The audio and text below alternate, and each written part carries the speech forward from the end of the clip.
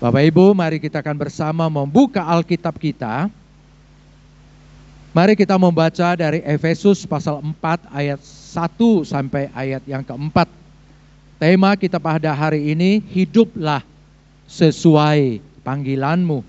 Efesus pasal 4 ayat 1 hingga ayat yang keempat. Demikian bunyi firman Tuhan yang tertulis di dalam Efesus pasal 4 ayat 1 sampai ayat yang keempat. Sebab itu aku, seorang tahanan karena Tuhan, menasihatkan kamu supaya hidupmu sebagai orang-orang yang telah dipanggil berpadanan dengan panggilan itu. Hendaklah kamu selalu rendah hati, lemah lembut dan sabar. Tunjukkanlah kasihmu dengan saling membantu. Dan berusahalah memelihara kesatuan roh dalam ikatan damai sejahtera. Satu tubuh, satu roh, sebagaimana kamu telah dipanggil kepada satu pengharapan yang terkandung dalam panggilanmu. Demikianlah pembacaan firman Tuhan. Berbahagialah kita yang membaca, merenungkan, dan menjalankan firman dalam hidup sehari-hari kita. Saudara-saudara yang kekasih, saya ingin kita bersama membaca kembali ayat yang pertama. Efesus pasal 4 ayat yang pertama. Mari kita buka suara, kita membaca bersama-sama. 2, 3.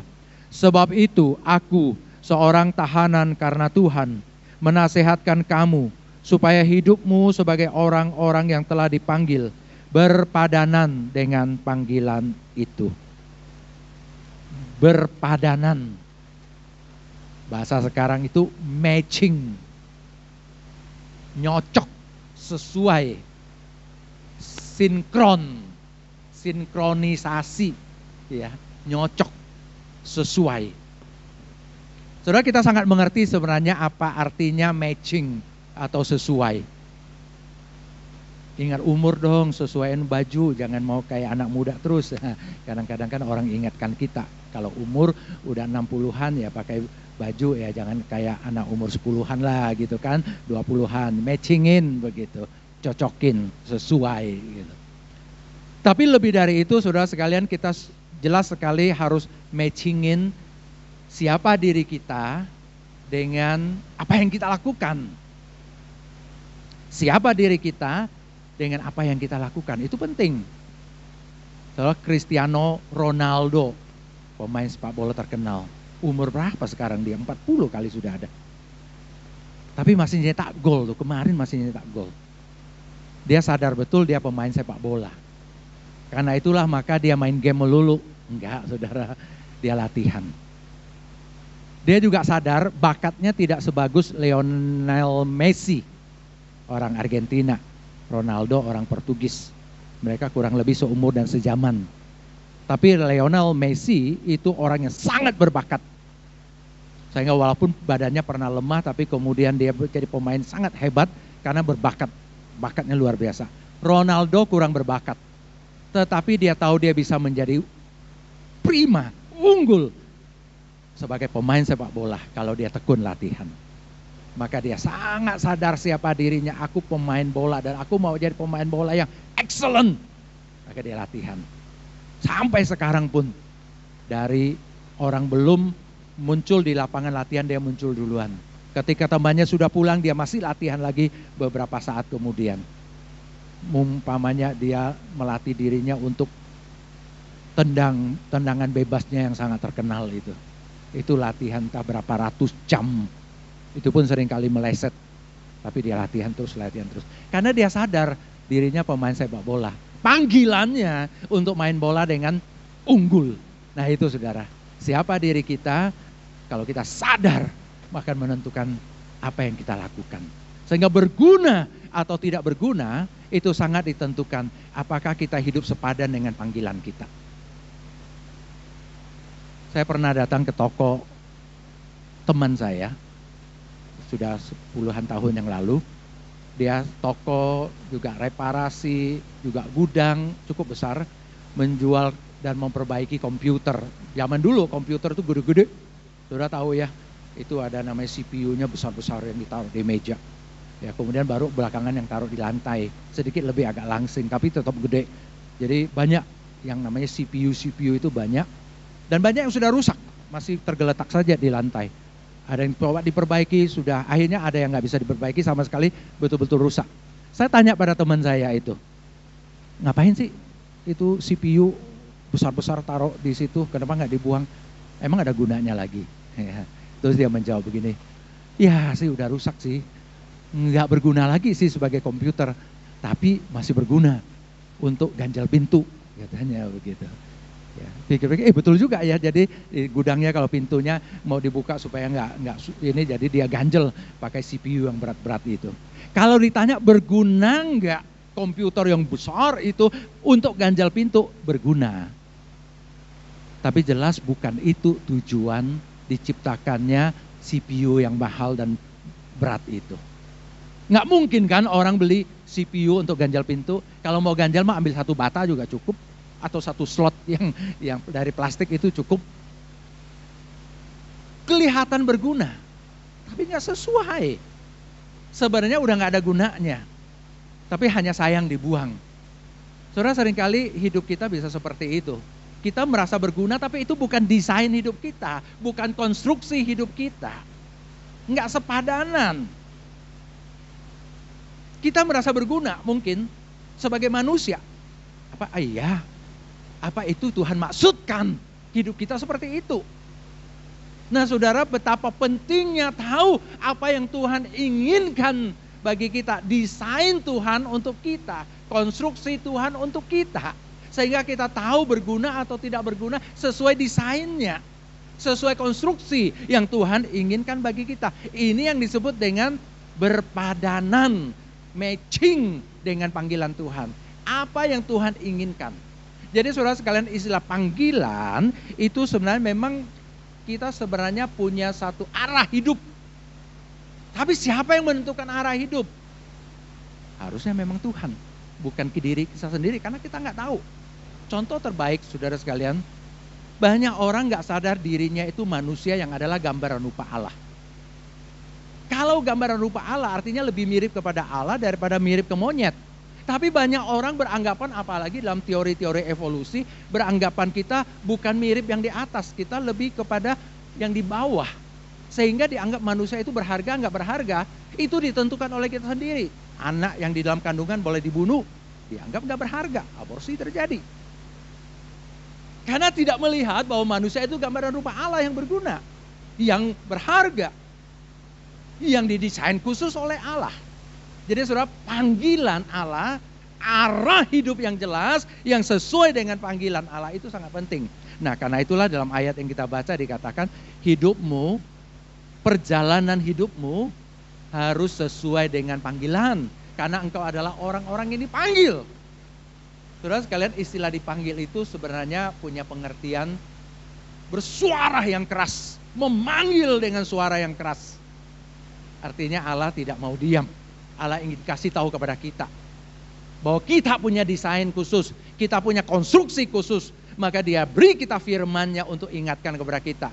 Dia berikan Yesus Kristus menjadi contoh manusia yang hidup bagi Allah itu seperti apa. Supaya kita jangan menganggap hidup kita itu hanya kebetulan terjadi di dunia, enggak. Ada komik mengatakan ada orang yang berjalan mengikuti hidung. Jadi hidungnya ke kanan, dia jalan ke kanan. Nggak bisa begitu. Hidup bukan kayak layang-layang putus. Hidup ada desainnya. Dan desain itu menentukan siapa kita dan bagaimana kita bisa bergunanya.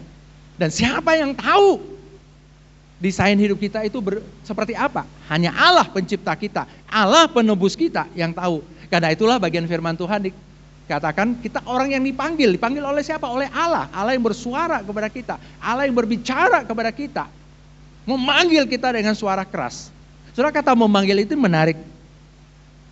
Kalau di dalam bahasa Latin yang sekarang kita banyak pakai dalam bahasa Indonesia, itu namanya vocation, vocatio.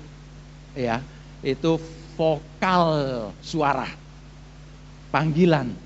Ya, memanggil dengan suara. Allah memanggil kita dengan suara keras. Kata ini menarik, saudara. Kenapa? Karena kata ini asal dari bahasa Alkitab Yunani. Itu kalau memanggil, itu bahasa Yunaninya kaleo. Kalau panggilan, kita sebagai orang yang terpanggil, klesis. Saudara tahu dari kata itu muncullah kata eklesia. Eklesia itu adalah orang-orang yang dipanggil oleh Allah untuk berkumpul bersama. Itu yang kita kenal dengan apa? Gereja. Gereja. Eklesia. Kita yang berkumpul di sini adalah orang yang dipanggil oleh Allah dalam Yesus Kristus. Kita sebagai orang yang terpanggil. Dari dulu gereja itu suka pasang bel. Tentu memang mengingatkan orang males supaya ingat ke gereja. Tapi soalnya pengertiannya itu adalah bunyi panggilan Allah yang membuat orang datang. Nah, saudara, orang sekarang suka mengganti kata panggilan jadi undangan. Allah mengundang kita. Seolah-olah kita boleh konfirmasi atau enggak konfirmasi datang apa enggak gitu. Kalau undangan kan kayak gitu. Panggilan itu summon. Summon itu bahasa Medannya disaman gitu ya. So, kalau ada orang Medan suka pakai kata disaman. Disaman itu dipanggil dengan otoritas.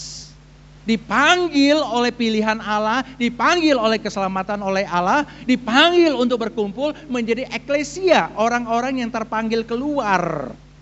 Jadi kita ini adalah orang-orang yang terpanggil keluar, berkumpul bersama yang disebut dengan gereja. Pertama-tama bukan soal gedungnya, tapi orang-orangnya. Maka gambarannya adalah bahwa kita orang satu tubuh Kristus. Itu gereja. Makanya bacaan kita tadi langsung diingatkan sebagai orang yang terpanggil hidup sesuai dengan panggilannya yang harus seperti apa? Saling membantu, saling sabar, saling mengasihi, berdamai satu dengan yang lain. Karena kita satu tubuh. Itu panggilan kita di tengah-tengah dunia sebagai tubuh Kristus. Kita terpanggil menjadi tubuh Kristus di tengah-tengah dunia untuk menghadirkan Kristus. Saudara, itu dasarnya, basicnya. Ketika kita bicara kita adalah orang yang terpanggil. Kita terpanggil untuk akhirnya kita berkumpul bersama, kita sebut gereja. Saudara harus pertama-tama pahami gereja itu adalah tubuh Kristus, satu tubuh Kristus yang menghadirkan Kristus di tengah-tengah dunia. Kalau gerejanya bentrok, tidak saling mengasihi, tidak saling membantu, tidak hidup dalam damai sejahtera, bagaimana mungkin orang bisa mengalami Kristus? Bagaimana mungkin orang melihat tuh Kristus? Enggak mungkin kan? Makanya dipanggillah gereja harus hidup saling membantu, saling mengasihi, rendah hati, lemah lembut, sabar, hidup dalam damai sejahtera. Karena kita ini satu tubuh Kristus itu. Dan kita hidup di tengah-tengah dunia. Inilah panggilan kita bersama-sama, saudara. Menghadirkan Kristus sebagai tubuh Kristus. Kalau kita udah percaya kepada Yesus, kita menyatu dengan tubuh Kristus. Bersama-sama dalam tubuh Kristus, kita adalah satu tubuh untuk menghadirkan Kristus. Saudara sekalian, seringkali kita tidak menyadari hal itu. Maka saya bertanya, apakah kita mendengar suara Allah memanggil kita? Atau justru suara kita sendiri yang mengatur kita, egoisme kita, kemauan kita, ambisi pribadi kita. Masih banyak orang yang sudah menjadi orang Kristen, sudah percaya Yesus, tapi hidupnya hanya mau untuk diri sendiri, diatur oleh diri sendiri, oleh nafsu dan ambisi dirinya sendiri. Tidak pernah mau tenang, dengan rendah hati, mendengarkan apa panggilan Tuhan, mengingat apa yang menjadi panggilan Tuhan untuk dirinya. Banyak juga orang ke gereja untuk menjadi orang yang terkenal di gereja, menonjol di gereja. Supaya dia dihormati, supaya dia junjung tinggi. Jadi pendiam menentukan dirinya, bukan Allah, bukan suara Allah yang dia dengar. Tapi hari ini kita mau berbicara sebagai orang-orang yang terpanggil. Suara Allah itu yang kita dengar. Dan bagaimana kita bisa berfungsi, berguna di tengah-tengah dunia. Bagaimana kita bisa mewujudkan kesaksian sebagai tubuh Kristus di tengah-tengah dunia. Bagaimana kita menghidupi panggilan kita sebagai tubuh Kristus di tengah-tengah dunia.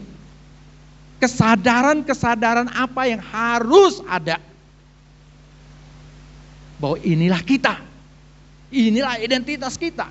Dan karena itu harus saya wujudkan dalam perbuatan kita. Sadar siapa diri kita. Sehingga kita tidak menjadi orang yang wasting, yang menjadi tidak berguna.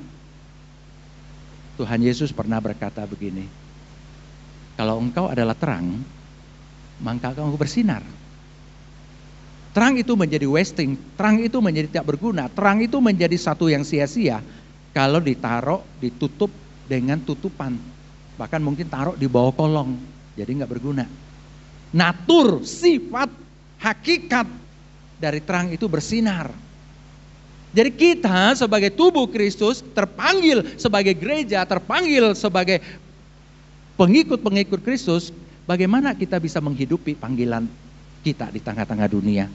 Jadi saudara sekalian, saya akan bicarakan beberapa poin, mengingatkan, menyadarkan supaya kita hidup sesuai dengan panggilan kita. Yang pertama saudara sekalian, kita harus sangat sadar, kita harus selalu ingat kita terpanggil untuk menjadi milik Kristus.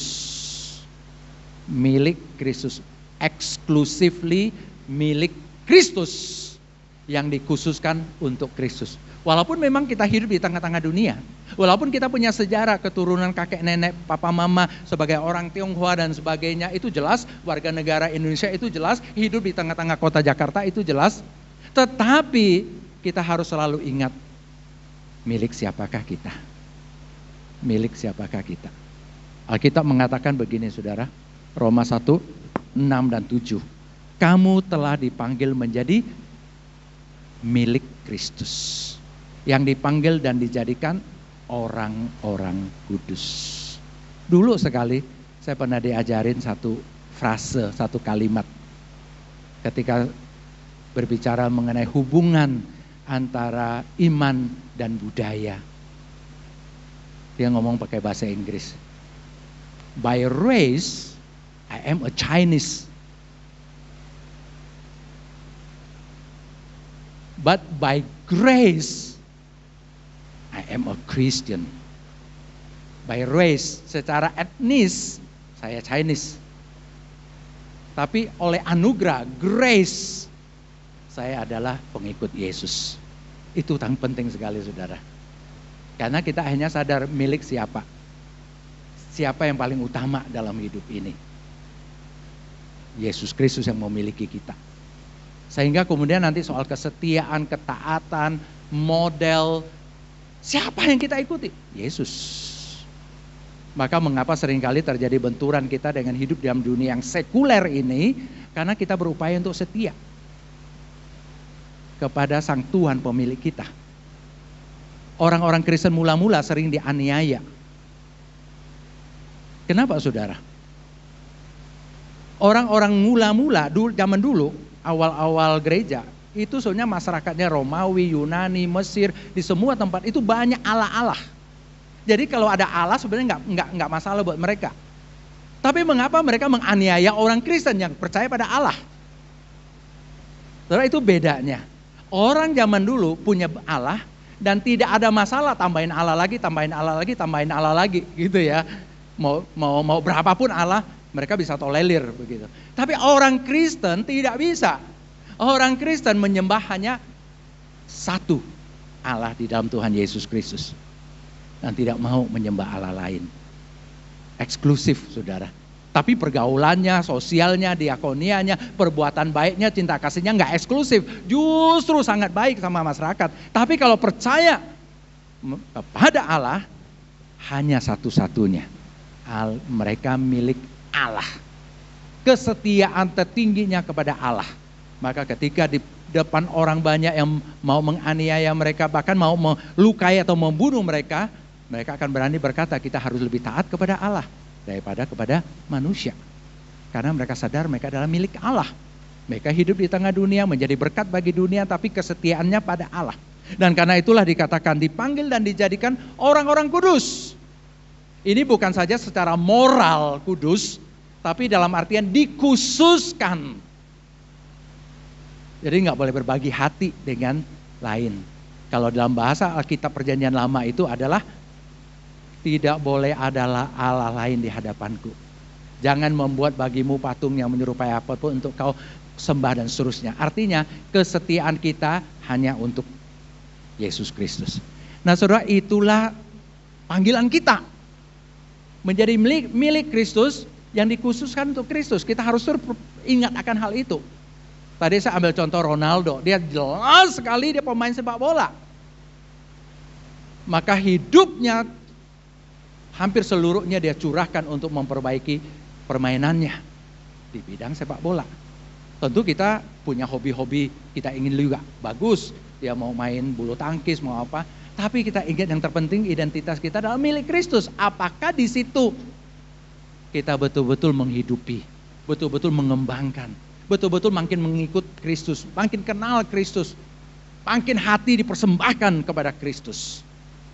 Itu yang pertama. Yang kedua, saudara, kita terpanggil bukan sekedar hanya menjadi milik Kristus, yang dikhususkan untuk Kristus. Justru karena kita milik Kristus dan dikhususkan untuk Kristus, kita juga terpanggil untuk menjadi hamba Kristus yang melayani di tengah-tengah dunia ini. Bukan sekedar identitas saya, tapi justru karena identitas saya adalah milik Kristus yang dikhususkan untuk Kristus, maka seperti Kristus saya melayani di tengah-tengah dunia ini. Menjadi pengikut Kristus itu berarti menjadi hamba yang melayani. Saudara sekalian, dikatakan di dalam Galatia pasal 5 ayat 13, saudara-saudara, memang kamu telah dipanggil untuk merdeka, namun janganlah mempergunakan kemerdekaan itu sebagai kesempatan untuk kehidupan dalam dosa, melainkan layanilah seorang akan yang lain. Saya hanya kutip satu ayat di dalam Perjanjian Baru, begitu banyak firman Tuhan yang berbicara bahwa kita dipanggil, bahwa kita diselamatkan untuk melayani. Kita menjadi anak Allah untuk melayani. Jadi bukan satu kebanggaan semata-mata kita menjadi milik Kristus. Kalau menjadi milik Kristus, pencipta langit dan bumi, raja di atas segala raja, wah berarti posisi saya tinggi. No, betul memang kita menjadi milik dari raja segala raja. Tapi raja segala raja itu adalah dia yang turun melayani di tengah-tengah dunia ini. Kita juga harus punya jiwa seperti itu. Saudara sekalian, tidak boleh ada seorang pun, seorang Kristen yang berpangku tangan. Harus mengambil bagian dalam pelayanan. Harus terlibat dalam pelayanan. Kalau Tuhan memanggilmu menjadi hamba Tuhan full time, seperti mahasiswa-mahasiswi di sini, serahkan dirimu masuk sekolah Alkitab, dididik, dibentuk, dan kemudian full time dalam arti, saudara, dia full time di gereja. Atau di sekolah Kristen atau di berbagai pelayanan full time. Dia tidak lagi melakukan pekerjaan yang lain. Misalnya di bidang-bidang pekerjaan, ya, buka toko dan sebagainya. Dia betul-betul menyerahkan diri. Dalam arti itu dia sebut sebagai full time. Tetapi kita yang lain, kita juga full time. Milik Allah itu full time. Kita juga melayani, tapi melayani bukan seperti ini. Kita punya toko, kita mungkin jual jual properti dan sebagainya. Kita punya usaha pekerjaan, tapi usaha pekerjaan keluarga kita itu adalah tempat di mana kita bisa melayani Tuhan, di mana kita bisa bersaksi, di mana kita bisa memuliakan Tuhan. Pekerjaan harus dilakukan dengan sungguh-sungguh, karena itu adalah pelayanan kita, karena kita milik Kristus. Tapi juga tentu jangan lupa pelayanan di dalam gereja. Karena kita adalah tubuh Kristus yang bersama-sama melayani, membangun tubuh Kristus. Sebagai pemain musik, sebagai WL, sebagai singer, sebagai penyambut, pembawa persembahan, sebagai majelis, guru sekolah minggu, pembina, pengurus dan sebagainya. Itu adalah pelayanan kita. Dan tentu tidak boleh lupa juga, yang selalu harus menjadi kewajiban kita, pelayanan penginjilan. Misi mengabarkan Injil kepada orang lain. Memperhatikan orang lain. Soalnya itu pelayanan di tengah-tengah dunia ini. Seperti halnya Kristus melayani. Dia datang bukan untuk dilayani, tapi untuk melayani. Demikian pula kita. Itu panggilan kita. Kalau saudara bilang, oh hanya mereka yang terpanggil jadi hamba Tuhan yang melayani. No. Betul mereka melayani sebagai full time. Dalam arti mereka tidak buka toko. Tapi saudara yang buka toko, saudara tetap melayani. Jadilah penjaga toko yang baik. Jadilah owner toko yang jujur. Jadilah orang yang ramah supaya orang tahu bahwa yang orang toko ini pengikut Yesus. Berikanlah kualitas produk yang bagus. Kalau Anda punya pabrik dan sebagainya. Ambillah kesempatan penginjilan di tokomu, di pabrikmu. Sebagai ibu rumah tangga. Jadilah ibu rumah tangga yang melayani Allah sehingga keluarga itu diberkati. Dan bersama-sama layanilah di gereja. Sebagai pengurus, sebagai apapun yang Tuhan percayakan kepada kita. Saudara, itu pelayanan. Kita terpanggil untuk itu. Yang ketiga, saudara sekalian, kita dipanggil menjadi milik Kristus. Tapi bukan sekedar itu hanya identitas kebanggaan belaka. Karena kita milik Kristus, kita dikhususkan untuk Kristus, justru karena itu kita melayani.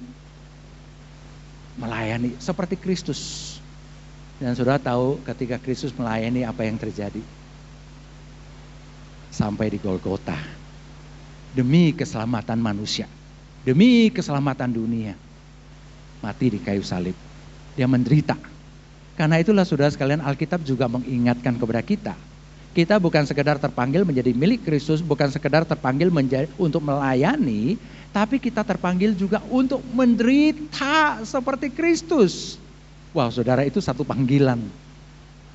Untuk apa, saudara? Mengingatkan panggilan orang Kristen bukan sekedar untuk hidup berleha-leha di zona nyaman kita, untuk hidup serba mudah, tidak mau susah. Enggak. Saudara sekalian, Alkitab dengan tegas mengingatkan.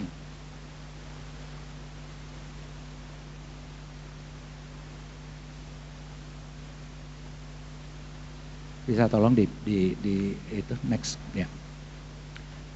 Alkitab dengan tegas mengatakan apa saudara di dalam 1 Petrus pasal 2 ayat 21. Sebab untuk itulah kamu dipanggil apa? Karena Kristus pun telah menderita untuk kamu dan telah meninggalkan teladan bagimu supaya kamu mengikuti jejaknya.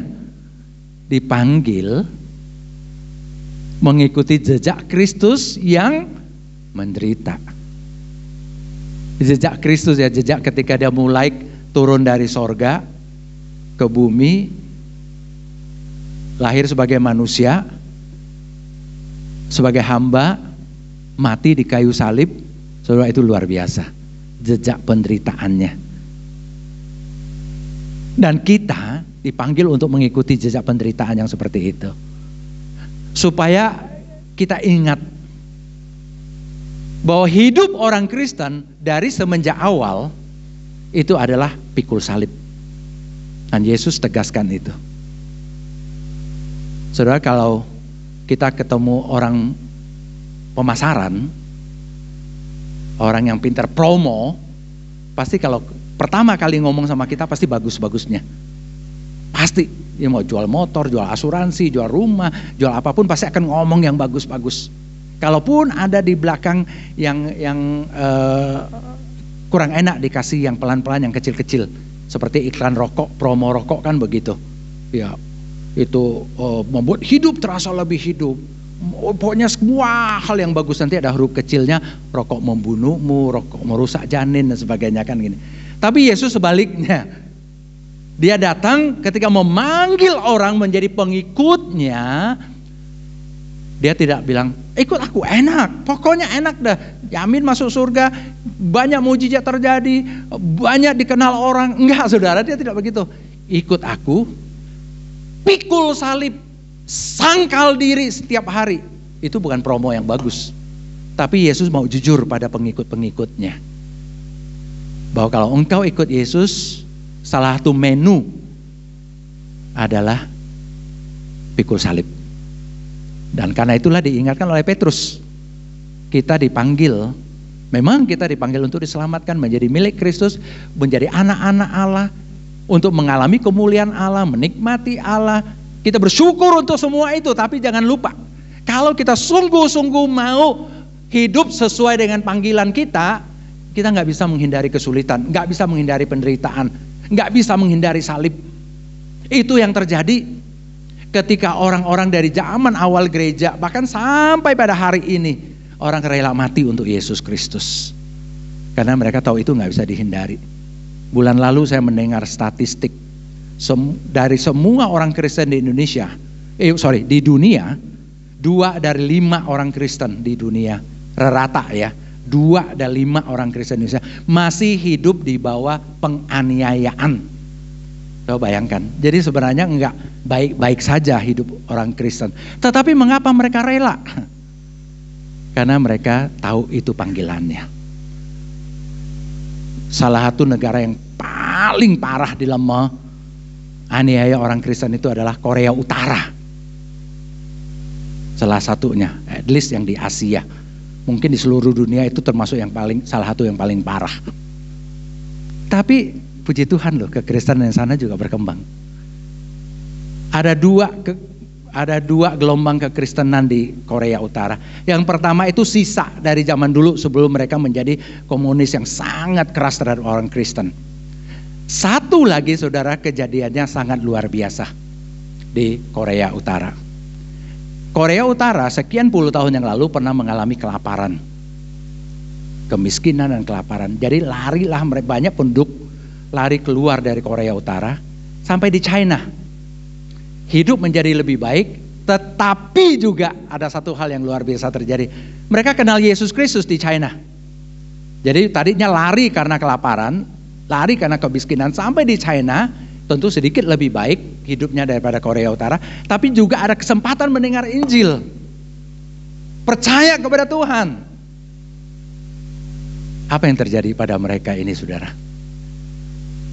Mereka balik kembali ke Korea Utara. Aneh kan saudara ya. Tapi inilah mereka tahu betul, kalau mereka mau teruskan hidup di China, tentu lebih baik. Secara ekonomi juga pasti lebih lumayan, sedikit lebih bebas, bahkan jauh lebih bebas dibandingkan dengan Korea Utara. Tapi mereka kembali ke Korea Utara. Dan disitulah terjadi gelombang kebangunan rohani oleh mereka-mereka yang rela pulang, rela mati, dan terus mengabarkan Injil di sana, di Korea Utara. Saudara, kalau betul-betul kita terpanggil menjadi milik Kristus di tengah-tengah dunia yang membenci Kristus, kita menjadi pengabar Injil di tengah-tengah dunia yang membenci Injil, nggak mungkin kan hidup kita bisa enak-enak saja, nggak mungkin. Jadi diingatkan kepada kita bahwa kita hidup juga terpanggil untuk pikul salib, untuk menderita. Tapi sudah tentu saja menderita bagi Kristus tidak akhir dari segala sesuatu. Orang seringkali melihat hidupnya begitu pahit, begitu putus asa, nggak boleh.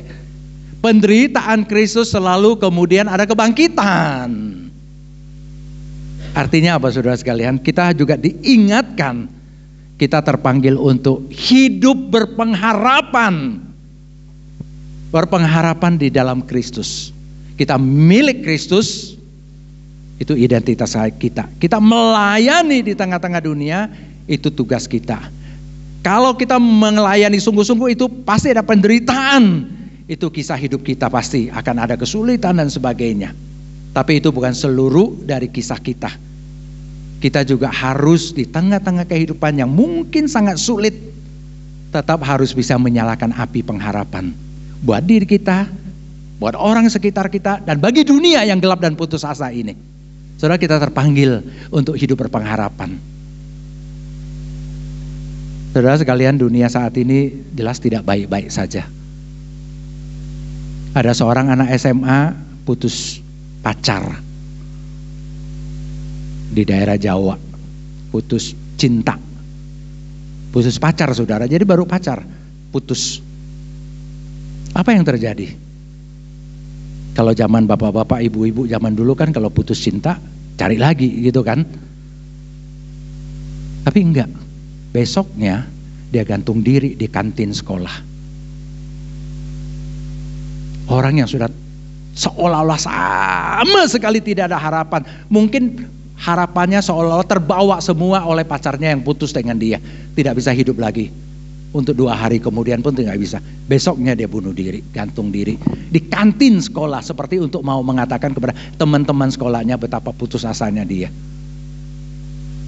Nah saudara, dalam dunia yang tidak baik-baik ini, kita terpanggil untuk hidup berpengharapan di dalam Kristus, untuk menjadi terang, menjadi garam. Itulah yang kita baca tadi saudara. Efesus 4 ayat 4 mengatakan begini, kamu telah dipanggil kepada satu pengharapan yang terkandung dalam panggilanmu itu. Kata yang sangat bagus. Kita terpanggil menjadi milik Kristus, kita terpanggil untuk melayani, kita bahkan terpanggil untuk menderita pikul salib dalam kehidupan Kristen kita, dalam pelayanan kita. Tapi di dalam semua panggilan itu, kandungan di dalamnya, integral di dalamnya, itu selalu ada harapan. Itu yang membuat kita bisa hidup. Itu yang membuat Yesus berkata, walaupun itu bambu kelihatan sudah mau tumbang, tapi tidak dipotong, tadi angkat lagi, naikin. Itu sumbu yang seperti pudar sekali, enggak ditiup mati, enggak, tapi dibersihkan untuk menyala lagi. Saudara, itu pengharapan. Maka mengapa orang Kristen adalah orang yang bisa bertahan di tengah-tengah dunia yang penuh dengan penderitaan, untuk tetap mengasihi dunia ini, untuk mengabarkan Injil, untuk menjadi berkat bagi dunia ini. Seperti halnya Yesus. Dia sejak datang, dia sudah mengalami penderitaan sampai ujung hidupnya. Diludahi, ditendang, dipukul, sampai ketika disalibkan pun dia masih diejek, dihina. Sampai orang bilang, kalau engkau anak Allah, turun dari salib. Yesus sebenarnya bisa turun. Dia turun ke bawah, nih aku udah turun, kemudian dia naik lagi. Bisa aja. Untuk menunjukkan. Atau dia bisa ngomel-ngomel, bisa marah-marah. Enggak saudara. Kenapa? Karena apa yang dia lalui selalu terkandung di dalamnya ada pengharapan. Untuk apa? Keselamatan manusia, keselamatan dunia. Shalom bagi banyak orang. Ada pengharapan, demikian itu harusnya ada dalam diri kita. Panggilan kita di dalamnya sudah terkandung, sudah terbentuk, sudah ada integral, ada pengharapan. Orang Kristen tidak boleh sedikit pun berpikir untuk bunuh diri. Orang Kristen jangan berpikir kamu nggak bisa berubah. Orang Kristen jangan berpikir bahwa kamu sudah seperti cetakan gini, nggak mungkin lagi bisa menjadi lebih baik. No. Justru karena kita menjadi terang dan menjadi garam, maka pasti kita harusnya bertumbuh menjadi lebih baik. Supaya orang bisa melihat kehadiran Kristus. Pengharapan itu perlu saudara.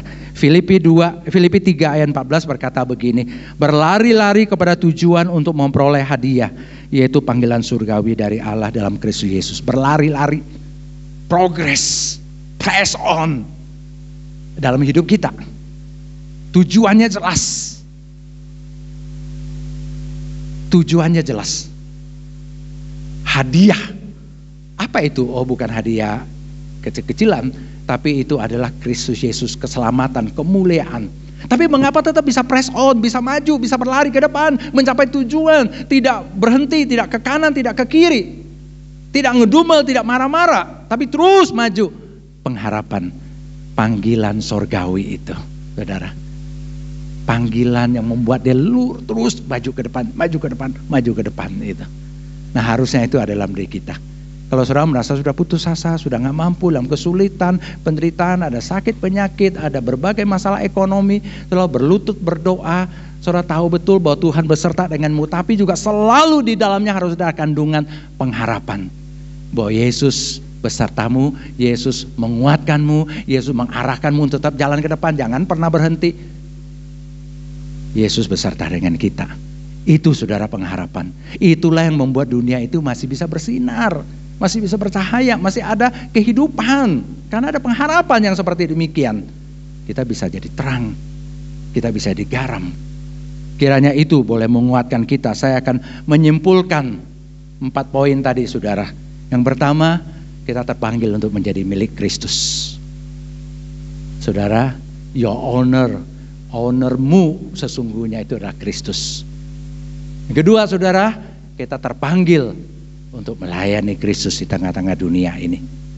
Mengabarkan Injil, mengambil bagian pelayanan di gereja, melayani di keluarga kita, melayani di pekerjaan kita, untuk orang bisa kenal Kristus, orang bisa memuliakan Allah. Saudara, itu panggilan kita, termasuk untuk menjadi hamba Tuhan full time. Kalau saudara terpanggil menjadi hamba Tuhan full time, jangan ragu-ragu. Kalau orang bilang menderita, nanti miskin, nanti ingat poin yang ketiga. Kita terpanggil untuk menderita seperti Kristus. Ini juga ya mahasiswa-mahasiswi, jangan hidup mau nyaman melulu. Harus yakin kalau engkau dipanggil, berarti termasuk dipanggil untuk menderita seperti Kristus. Termasuk Bapak Ibu yang khawatir kalau anakmu jadi hamba Tuhan bakal menderita, nggak usah khawatir. Pertama, ada pemeliharaan Tuhan. Kedua, memang panggilannya pikul salib. Buat Bapak Ibu juga pikul salib, anakmu pikul salib. Pastilah akan ada kesulitan dan penderitaan, bukan sesuatu untuk dihindari. Terakhir, saudara, itu terpanggil untuk berpengharapan dalam Kristus. Jangan pernah kecewa sampai kemudian kita tidak efektif lagi, berhenti, putus asa. Tapi selalu kita punya pengharapan di dalam Yesus Kristus. Tuhan memberkati kita. Amin. Kita akan berdoa. Bapa kami yang di sorga, terima kasih untuk firman